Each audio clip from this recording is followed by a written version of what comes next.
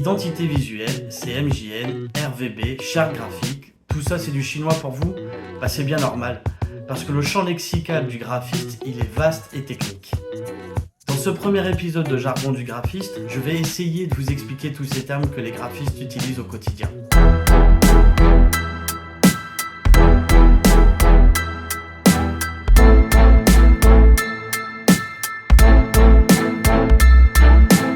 Avant de rentrer dans le vif du sujet, il faut définir ce qu'est une identité visuelle.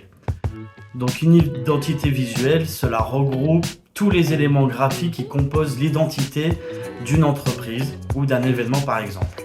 Au minimum, cela regroupe un logo, une palette de couleurs et une typographie. Et tous ces éléments, on va les retrouver dans ce qu'on appelle une charte graphique. Le logotype, plus souvent appelé logo, c'est la partie émergée de l'iceberg d'une identité d'une entreprise. Très souvent, les marques, on les repère à leur logo.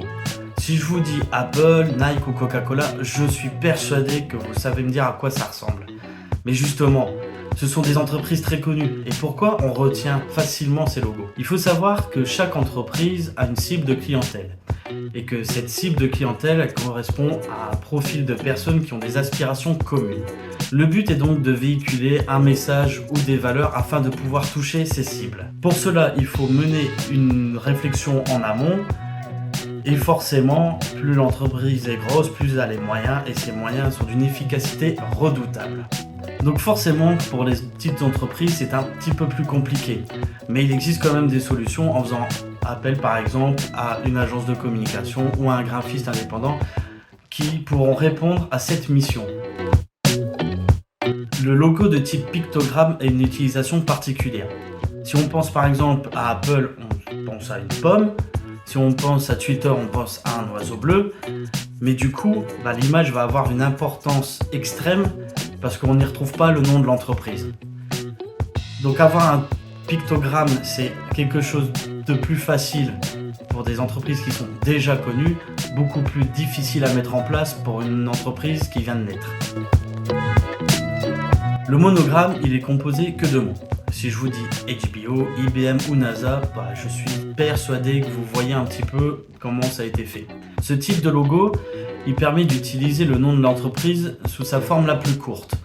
On pourra styliser le monogramme pour y faire passer un message ou des valeurs tout en faisant des choix cohérents quand même. Si on prend l'exemple du logo de la NASA qui a été utilisé entre 1975 et 1992, on voit très bien que l'entreprise a voulu lui mettre une forme d'extraterrestre.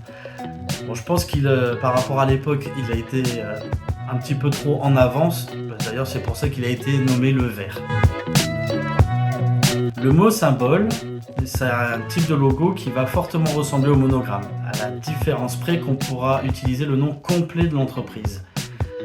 Dans ce type de logo, il y a un choix très important à faire, c'est la typographie. En effet, selon l'ambiance ou le domaine dans lequel on se trouve, on ne va pas utiliser le même style de typographie. Par exemple, pour les marques de luxe, on va plutôt se pencher vers du minimalisme ou encore de l'élégance. Le logo abstrait, c'est une particularité. Proche du pictogramme, il a quand même l'avantage d'être ultra personnel. L'entreprise aura tendance à vouloir mettre en avant des valeurs ou une histoire à raconter. Le problème, c'est qu'il est quand même la plupart du temps difficile à lire, mais en même temps, il peut être très marquant. Le logo mascotte, comme son nom l'indique, on va utiliser une mascotte. Ce logo, il sera peut-être un peu plus proche de l'illustration. Si on pense par exemple à KFC, on a bien le colonel Sanders qui apparaît. Et du coup, ça va être la marque de cette entreprise. Ce type de logo est généralement coloré et fun, ce qui peut être un bon moyen pour donner une image forte à son entreprise. Le logo combiné, comme son nom l'indique, il va reprendre plusieurs éléments qu'on a vus avant. Généralement, il va être plus difficile à plagier parce qu'on va y trouver et le nom de l'entreprise et en même temps un symbole. Et ce symbole, il sera travaillé autour du nom de l'entreprise. L'emblème est un type de logo complètement différent des précédents car on va le retrouver plutôt sous forme de blason ou de sceau, avec un design un peu plus complexe, avec beaucoup plus de détails. Il va avoir plutôt du mal à se fondre dans les tendances du moment. Pourtant, il existe quand même des entreprises qui ont su utiliser ce type de logo.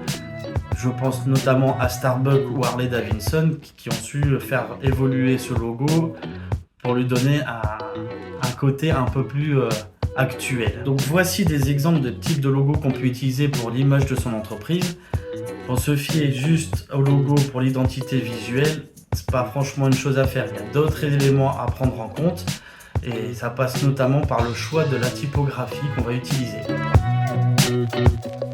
La typographie, à l'origine, c'est l'art d'assembler des caractères mobiles afin de former des mots ou des phrases et de pouvoir les imprimer. Donc cette technique, elle a été créée par le très connu Gutenberg. Avec l'essor de l'informatique aujourd'hui, c'est plus l'art de concevoir des caractères et de s'en servir. Dans la mise en place d'une identité visuelle percutante et cohérente, le choix de la typographie va avoir son importance. Au même titre que le choix de la forme d'un logo, ça va véhiculer une valeur, une ambiance, un message. Au-delà de l'aspect esthétique, la forme de typographie peut avoir un impact psychologique. Il faut faire attention à ce qu'on fait avec une typographie selon le domaine dans lequel on va l'utiliser. Il faut prendre en compte aussi le support de communication sur lequel on va l'utiliser, puisque que ce soit sur écran ou en impression, ça ne va pas avoir non plus la même facilité de lecture. Donc on doit faire attention à tous ces éléments, et c'est ces éléments qui font que l'identité visuelle est réussie ou pas. Alors bien sûr, il existe des logos en noir et blanc, mais on voit bien aussi qu'il existe beaucoup de logos en couleur, et justement ces couleurs, le choix de ces couleurs va avoir son importance au même titre que le choix de la typographie ou de la forme du logo. Tout comme la forme ou le type de logo et la typographie, le choix des couleurs va avoir son importance. C'est d'autant plus vrai que les couleurs, c'est quand même un stimuli visuel hyper puissant. Donc les couleurs, généralement, ça fait appel à nos émotions. Et c'est pour ça qu'on peut les séparer entre couleurs chaudes comme le rouge ou l'orange et les couleurs froides comme le bleu. Selon la sensibilité de chacun, une couleur peut véhiculer un message. Donc forcément, on va avoir besoin de réfléchir à l'impact que ça peut avoir pour avoir quelque chose de cohérent et puis de ne pas rater le coche surtout. Donc, voyons maintenant quelques explications d'impact psychologique avec les couleurs rouge, vert et bleu. Le rouge stimule notre système nerveux neurovégétatif, provoque une poussée d'adrénaline, nous fait saliver, nous rend impulsifs. Le rouge, c'est la passion et l'excitation. Avec sa longueur d'onde la plus courte, le vert est la couleur la plus relaxante du spectre. Souvent, le vert est associé à la nature, à la végétation. Et plus le vert est clair, plus il va sembler jeune et énergique. Et plus le vert est foncé, il va plutôt faire penser à une croissance économique fiable. Il existe aussi les verts neutres, comme le vert olive, qui vont évoquer le goût de la terre. Mais attention, le vert peut évoquer aussi la maladie et le délabrement. Avec sa longueur d'onde faible, le bleu a le pouvoir de calmer, de rassurer. Son association avec le ciel et l'océan peut évoquer une solidité, une fiabilité. C'est aussi statistiquement la couleur la plus aimée. Donc voilà, on a les principaux éléments qui composent une identité visuelle et on peut graver tout ça dans le marbre. Enfin, plutôt dans un document, parce que graver dans le marbre, c'est plus trop d'actualité. Donc tous ces éléments, on va les retrouver dans un document officiel qu'on appelle la charte graphique. Ça permet une harmonisation et une cohérence entre tous les supports de communication. En plus du choix et des déclinaisons, on pourra aussi établir des règles et des interdictions, comme par exemple ne pas changer la couleur du logo. Donc pourquoi on met toutes ces règles et ces interdictions ? Tout simplement parce qu'une identité visuelle elle est pensée conjointement entre le graphiste qui apporte ses connaissances et une entreprise qui veut faire passer un message ou des valeurs ou raconter une histoire.